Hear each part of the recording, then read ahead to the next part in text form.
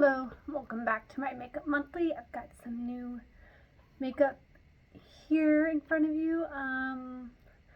This was a very simple month. I mostly just got BoxyCharm items, and then I did pick up the Rare Beauty liquid lipstick.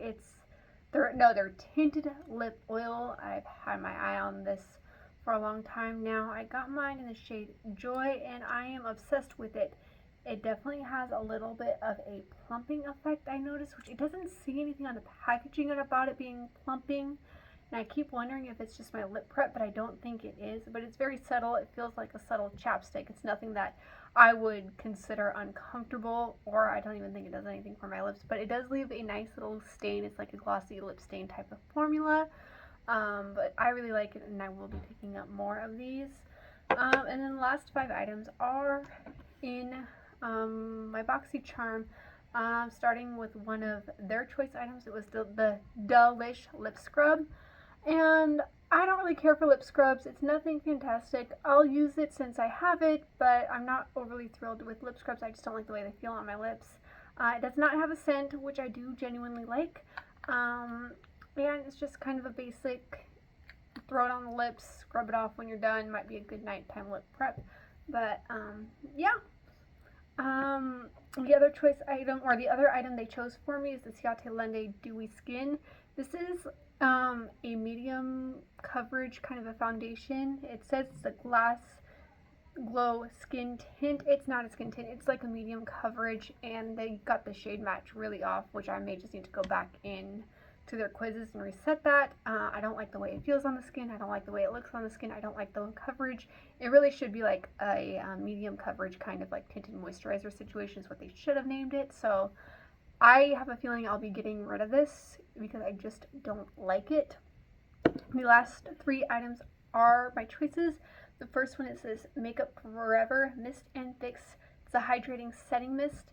I was so excited when this was a choice. I wanted it real bad when I saw it in the sneak peek, so I am thrilled to have it. I like the finish it gives to my skin. I do not know whether or not it's cry proof, but I like what it does to the skin, and I like how it does set my face. So I'm so glad. I go through setting spray super quick, so I'm always wanting to buy more, and this one, honestly, I feel like it could be a new favorite.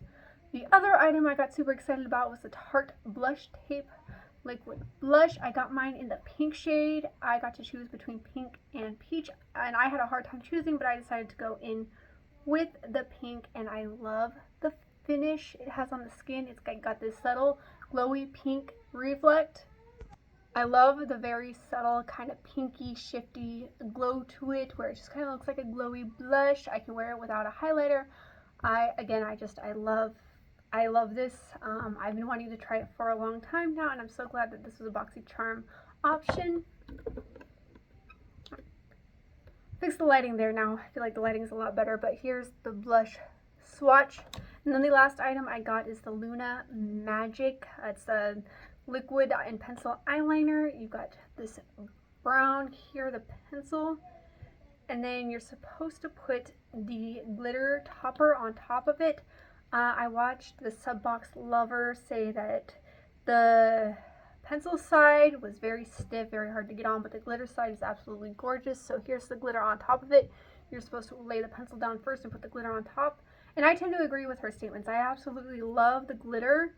I feel like the liquid side, or the pencil side, could be good for like a good, like waterproof, not waterproof, but a good hardy tight line if you can handle putting that on your eyes. But I did not like putting it over eyeshadow. I could see it be a good, more like a waterline shade. But here's the glitter topper without the brown base. Here's the glitter topper with the brown base, and the glitter topper is absolutely stunning, but I'm not thrilled at how stiff the pencil is.